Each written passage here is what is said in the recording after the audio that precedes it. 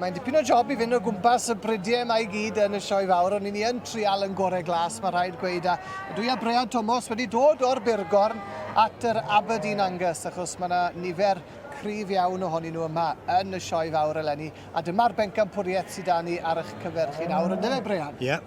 Dwi'n mas yn bach o'n gynefin, ond mae yna bar dychryn fan hyn buwch ar tarw. O, yn dos e. Wedi teithio o Loegr I fod yma a'r tarw sydd wedi mynd â hi yn dod o'r un stabl fel petai y fuwch a'r tarw ac am darw drychais. Mae fe'n llun o'n dweud yn y hael yma. Wedi, mae'n darw da o nadw.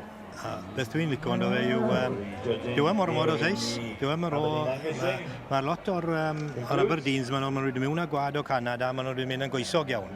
Ond mae hwn yn berffeth. Glimpyn Riley yw I enw fe.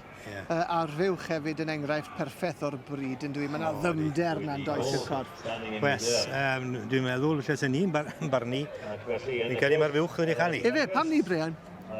Wel, chymod, mae'n fuwch nhw'n derus, mae'n fuwch sgwar. Mae pen neis ofnadw ni. Os. A mae'n cerdded yn dda.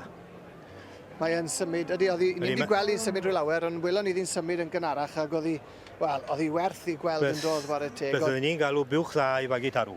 Ie, nawr te. Ie.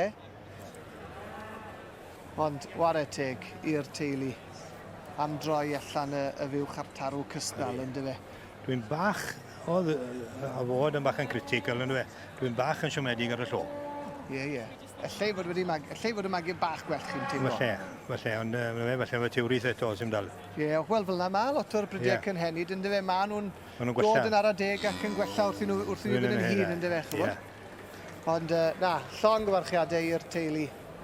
Tipyn o darw fydd yn mynd mlaen wrth gwrs i'r Pencampwriaeth nes mlaen heddi. It's all good.